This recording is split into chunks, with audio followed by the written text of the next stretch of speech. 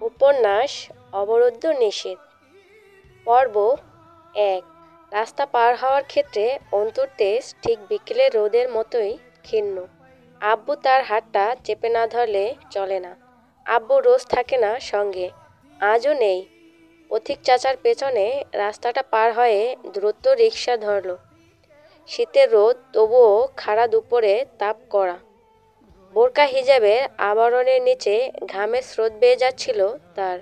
ভার্সিটিতে ছাত্র পরিষদের কি এক প্রোগ্রাম ছিল, সেসবে অন্তুর ভালো রকমের বিদ্বেষ আছে। কারণ হিসেবে বলা যায় তাকে শেখানো হয়েছে এবং বাকিটা নিজস্ব। অন্তুর ধারণা ছাত্রলীগ, যাদেরকে দেশের সংখ্যাগরিষ্ঠ অগ্রদূতের নাম দেওয়া হয়েছে, তারা মূলত পঙ্গপাল। দলবদ্ধ হয়ে চলা ঘাসফড়িংয়ের জাতকের পঙ্গপাল বলে। ১০-১৫ লক্ষ একত্রে চলাচল করে এবং কোনো বিঘাতখানে জমির ফসলি ক্ষেতকে আক্রমণ করলে খুব অল্প সময় ক্ষেতের ফসল খুব ভালো মতো পরিষ্কার। এক শ্রেণীর লোক অবশ্য এই ক্ষেত পরিষ্কারের বরবাদ করাও বলবে। তাদের কথা কানে নেওয়া উচিত না। ক্ষেতের ফসল উদ্ভিদদের জন্য ভারী। উদ্ভিদকে স্বস্তি দিতেই হয়তো পঙ্গপাল সব ফসল ভক্ষণ করে পরিবেশের ভারসাম্য রক্ষা করে থাকে। অন্তুর ধারণা বাংলাদেশে ছাত্রলীগ নামক পঙ্গপাল দেশটা, অর্থাৎ বাংলার আবাদি ক্ষেতের জন্য তেমনি এক দল পঙ্গপালের সমান। আম্মার কল এসেছে কয়েকবার।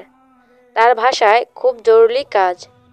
অন্তু জানে কোনো জরুরি কাজ টাজ কিছুই না, কিন্তু ছাত্র নেতাদের মুখ পেটানো মহাবাণী থেকে মুক্তির একটা ছুতো দেওয়ায় সে মায়ের প্রতি অল্প কৃতজ্ঞ।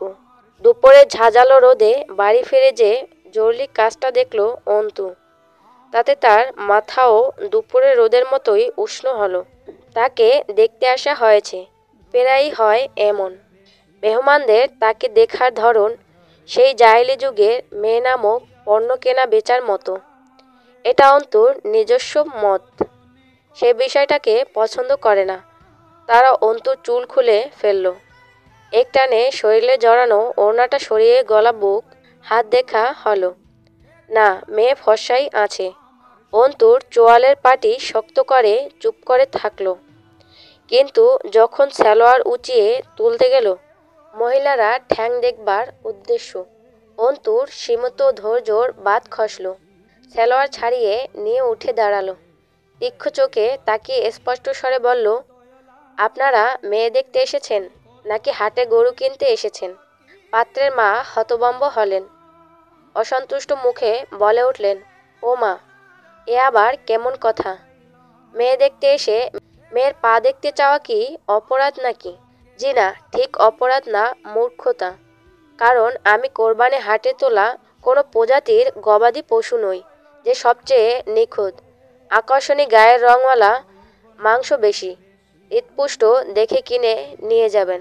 স্পষ্ট ঝরঝরে শুদ্ধ ভাষা অন্তুর মুখে, কিন্তু ভাষা কর্কশ। পাত্রর ফুপু মুখ কেমন করলেন। কোন দেশি কথা যে মেয়েকে ভালোভাবে দেখা যাবে না, নাকি কোনো দোষ আছে?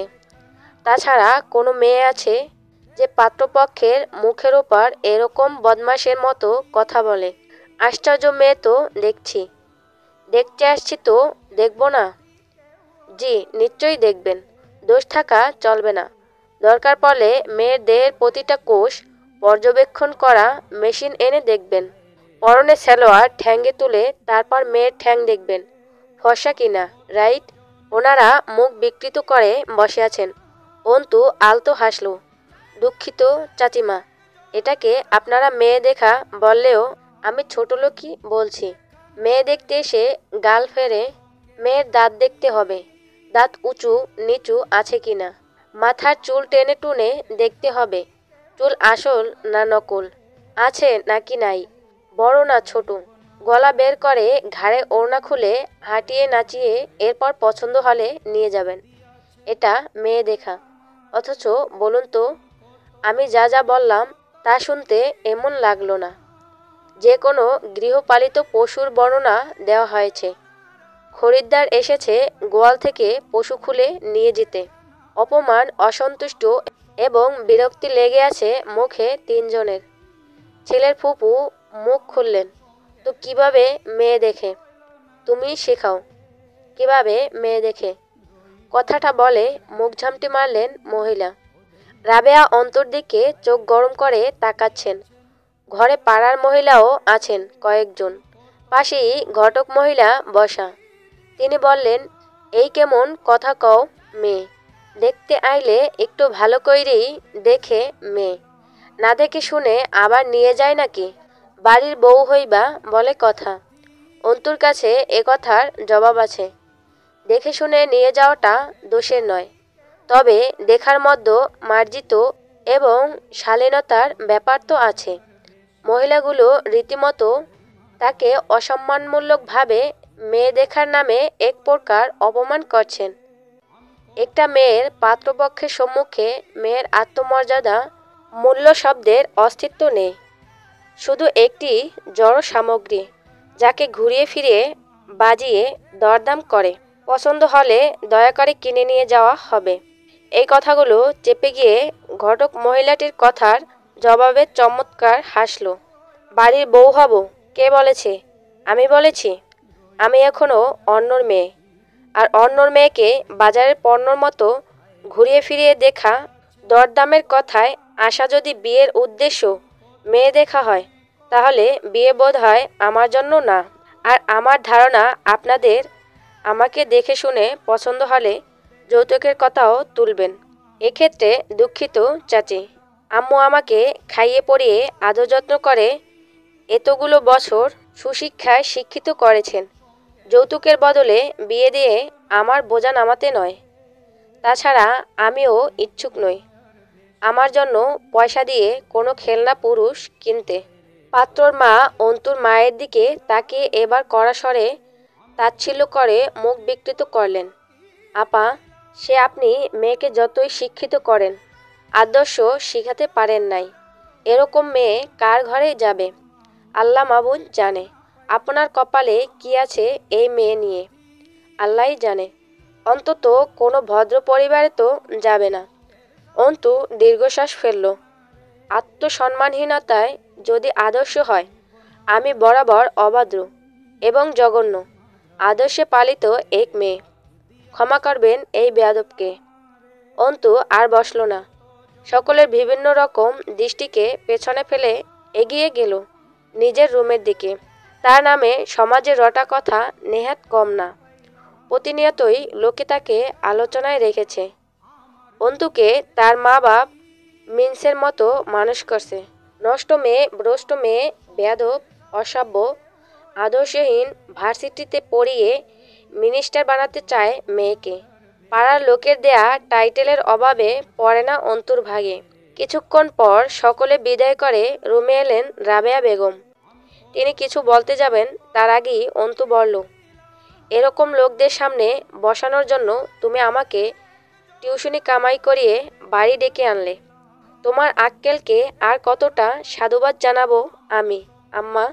রাবেয়া বেগম অসন্তুষ্ট স্বরে বললেন, একটা থাপ্পড় মারব। বেয়াদব মেয়ে, দিন দিন বেলেহাজ হয়ে যাইতেছ তুমি। বেশি লাই দিয়ে ফেলতেছি নাকি আমি? আর কয়টা পাত্রর সামনে আমার মান ইজ্জত নষ্ট করবি তুই? মা হিসেবে তোকে পার করতে চাওয়ার কোনো হক নাই আমার। পাড়ার লোকে একের পর এক কথা বলতে ছাড়তেছে না প্রতিদিন। সে সবই তো শুনতেছিস। তুই পরিস্থিতি বুঝবি কোনো দিন। বেয়াদব মেয়ে লোক জন্মেছে আমার পেটে। অন্তু দীর্ঘশ্বাস লুকিয়ে হাসল। আম্মা, তোমার তো সবসময় আমার উপর অভিযোগ থাকে। ধরে নিয়ে আসো এসব মূর্খ ছোট মানসিকতার লোকদের। তোমার কি ধারণা যার তার গলায় ঝুলে পড়ব আমি? আব্বু তো বলে না বিয়ের কথা, তুমি কেন কান দাও মানুষের কথায়? আব্বু এজন্যই বলে তোমার বিবেকের ইমপ্রুভমেন্ট দরকার। তোর বিবেক কাজে লাগা, তা লাগালেই তো মিটে যেত সব। এই দিয়ে কতগুলোর সাথে এমন হইল। পাড়ার লোকে খুব ভালো কয় এতে, তাই না? ভার্সিটিতে পড়াচ্ছি তা নিয়ে কত কথা শুনলাম। এখন বিয়ে করাচ্ছি না তা নিয়েও লোক কানাঘুষা শুরু করছে। এই যে এসব আচরণ করিস, লোকের কানে যায় না? তোর বাপ তো শিক্ষিত অন্ধ, তার আর কি? টেবিলের ওপর বই খাতা ছিটিয়ে আছে, সেগুলো গোছাতে গোছাতে অন্তু বলল, আম্মু, তুমি 2 দিন না খেয়ে থাকো, কেউ তা নিয়ে আলোচনা করবে না। আর না এক মুঠো ভাত দিয়ে তোমার সান্ত্বনা দিতে আসবে।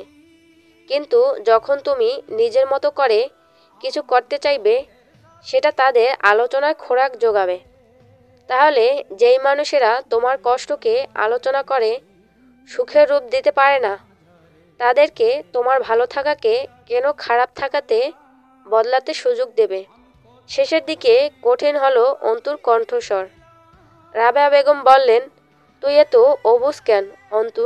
মেয়ে মানুষের এত মুখরা হতে নেই। সমাজে কথা হয়, বোবার কোনো বিপদ থাকে না।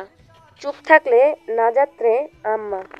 সোজা হয়ে দাঁড়ায় অন্তু, চোখে মুখে দ্যুতিময় দৃঢ়তা ফুটে ওঠে। আমার নাজাত চাই আখিরাতে। বেঁচে থাকতে কিসের নাজাত আম্মা, যেখানে জীবনটাই টানাপোড়ানের এক সমষ্টি মাত্র। রাবেয়া আস্তে করে এসে মেয়ের পাশে বসে বললেন, এখন বিয়ে যদি করিস, পরে করবি তো? তখন যখন লোকে তোর ব্যাপারে শুনতে আসবে আশেপাশে, কি বলবে লোকে? মেয়ে লোক ঠান্ডা মেজাজের, নরম হইতে হয়। এত কথা, এত যুক্তি, এত প্রতিবাদ, তুই বুঝিস না? এসব বিপদ আনে খালি। এইসব কি পড়ালেখা থেকে আসতেছে? আমি কি এতদূর তোরে পড়ালেখা করাইয়ে ভুল করছি? কিছুক্ষণ চুপ থেকে মুচকি হেসে শান্ত স্বাভাবিক কণ্ঠে বলল, আমাকে অন্তু থেকে অ্যাডভোকেট মেহজাবিন আরমিন অন্তু হতে এমন বহু চড়াই উতরাই পড়েতে হতে পারে। একজন আইনজীবীর জীবন মুখ্যবদ্ধ আর নির্ঝর চলতে পারে না আম্মা। সারা রাত পড়ার পর সকালের দিকে ঘুমানো হয় রোজ। সেদিন ক্লাস টেস্টের পরীক্ষা ছিল। মাসখানেকের ছুটির পর ক্লাস শুরু ভার্সিটিতে। আজকাল ঘন ঘন ছুটি চলে। দেশের পরিস্থিতি ভালো না, চারদিক উত্তাল। ফজরের নামাজও কামাই হয়ে গেছে। উঠে গিয়ে রান্নাঘরে উকি দিল, কিছু খাওয়ার আছে নাকি আম্মা? তরকারি চুলায় বসাতে বসাতে বললেন রাবেয়া, কি থাকবে? আব্বুর কাছে যা, দেখ বারান্দায় মুড়ি চানাচুর দিচ্ছি। আমজাদ সাহেব খবরের কাগজে ঢুকে গেছেন। অন্তু পাশে বসলো। কি দেখছো? আমজাদ সাহেব গম্ভীর স্বরে বললেন, সেই গ্রেপ্তার, বাসে আগুন, হরতাল। ওর দিকে চায়ের কাপ এগিয়ে দিয়ে বললেন, নে। এত রাত জাগতে বলে কে? বলি সন্ধ্যায় পড়তে বসবি। চোখ মুখের কি হাল হয়েছে।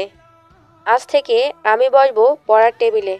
অন্তু অল্প মুখ ফুলিয়ে বলল, আমি এখনো বাচ্চা নই আব্বু। আমজাদ সাহেব ভরাট গলায় বললেন, টোস্ট নে। গলা দিয়ে খাবার নামতে চায় না। চাটুকু শেষ করো। কিছুক্ষণ চুপ থেকে আনমনে মুচকি হাসলেন আমজাদ সাহেব। মা বলতো, ও আমজাদ যার শরীরে মাংস লাগে না, তার মাথায় পড়ালেখার ছাই ঢুকবো। আয় তো, পাকা আম আনছে তোর আব্বা, দুধ ভাত মাখাইছি, আয়, পরে পড়বি। দাদিকে অন্তু দেখেনি। আম্মুর দিকে অনিমেষ চেয়ে থাকলো। গম্ভীর এই মানুষটা যখন কদাচিৎ স্বল্প হাসেন, সৌম্য পোড়া চেহারার যে জ্যোতি ফুটে ওঠে, আর ওই মেহেদি দেয়া দাড়ির নিচে চকচকে সাদা দাঁতের মসৃণ হাসি, অন্তুর বুকে কাঁপন ধরে যায়। এই মানুষটাকে ছাড়া সে সর্বনিঃস্ব। আমাকে আজকে নামিয়ে দিয়ে যাবে একটু ভার্সিটিতে। আমজাদ সাহেব টান করে ধরে খবরের কাগজের পৃষ্ঠা উল্টালেন। তোর ভার্সিটি সেই 10টায়, আমি 8:30টায় ট্রেন ধরব।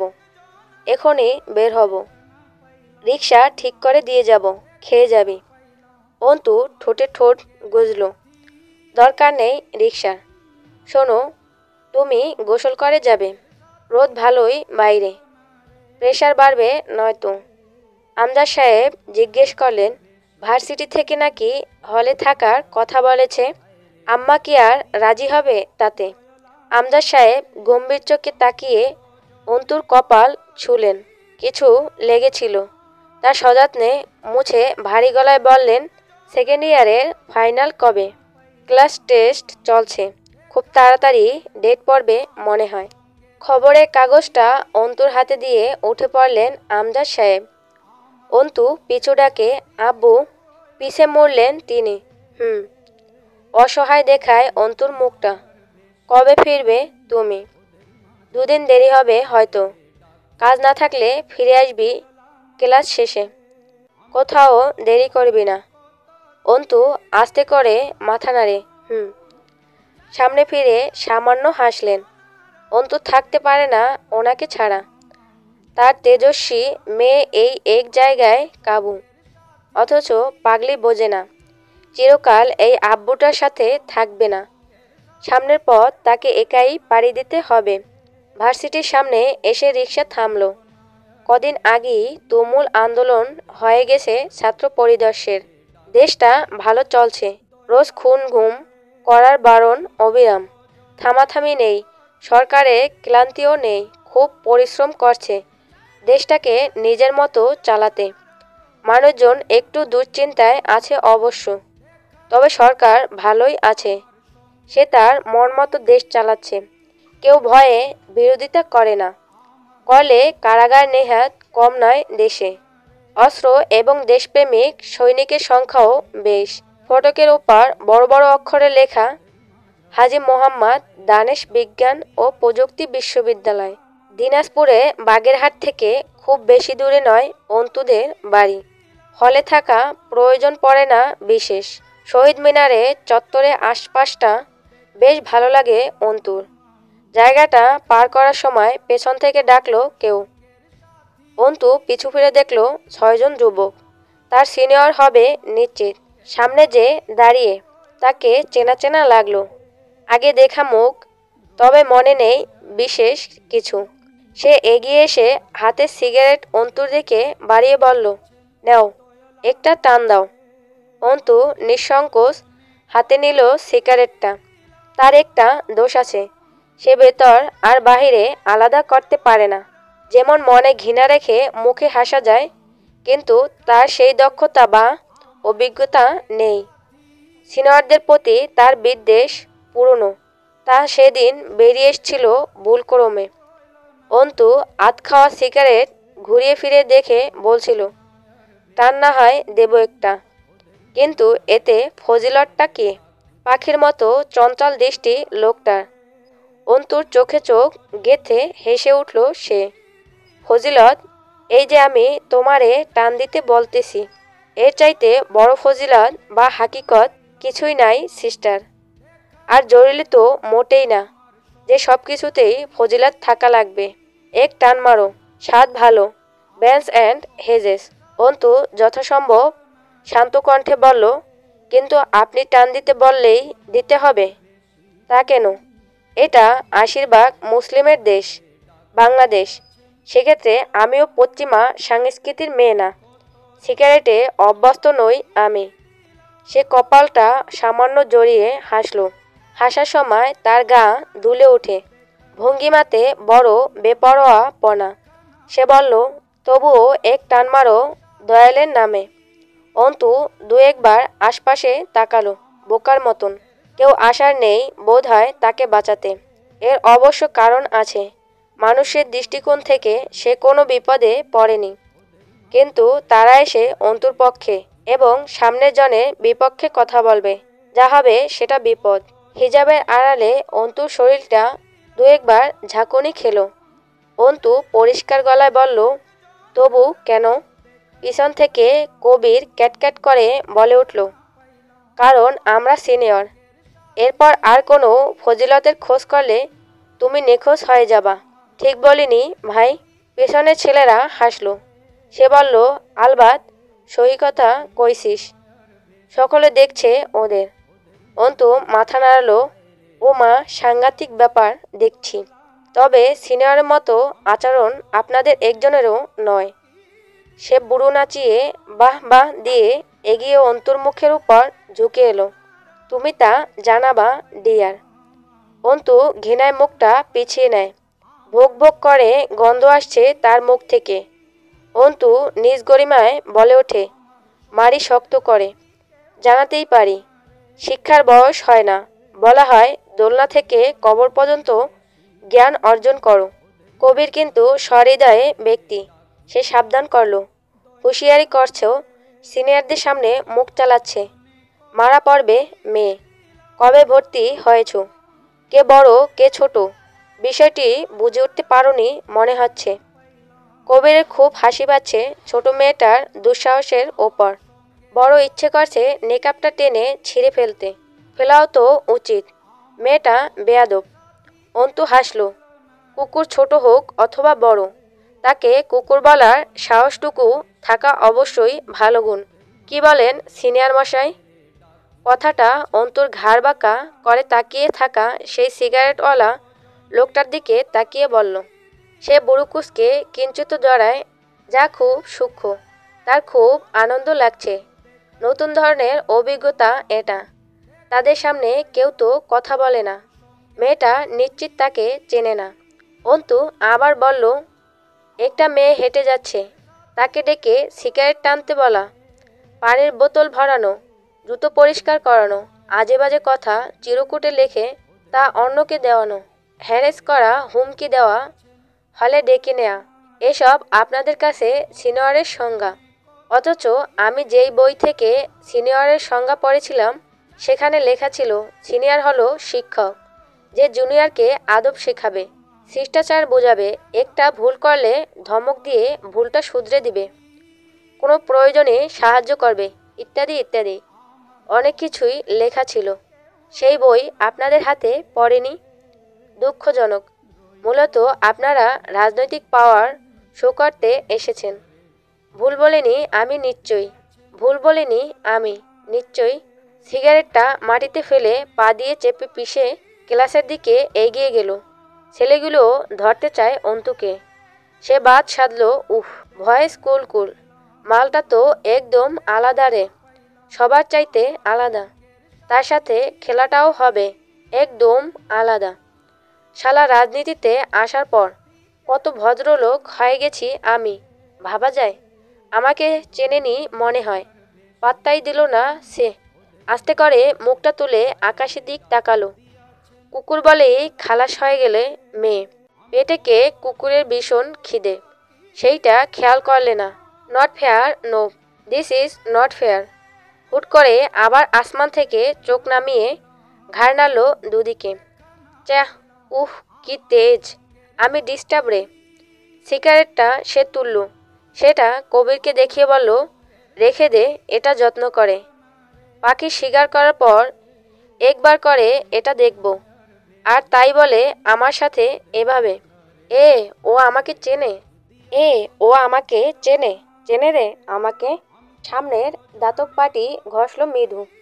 ঘাড়ে হাত বুলিয়ে আর চোখে সামনে তাকিয়ে দেখল, আবার আকাশের পানে তাকালো। সামনে ইলেকশন, নিজেকে বাঁচিয়ে চলছি, তাতে দেখতেছি মেলা লোকই রং তামাশা দেখিয়ে চলে যাচ্ছে। এইটা কি ঠিক হচ্ছে বলতো? ইলেকশন তো শেষ হবে, তাই না? এরপর কি হবে তা ভাবছে না কেন এরা? উন্মাদের মতো হাসল সে। ভার্সিটির চত্বরের লোকজন কম এখন। ক্লাসের ফুল টাইম চলছে। লোক থাকলেও তার যায় আসার কথা নয়। সে পাশ কাটাচ্ছে, শালা ঢুকে যাচ্ছে তাকে। সে আবার তাকালো অন্তুর দিকে। অন্তু তৎক্ষণে ঢুকে পড়েছে সমাজবিজ্ঞানের বিভাগের বিল্ডিংয়ে।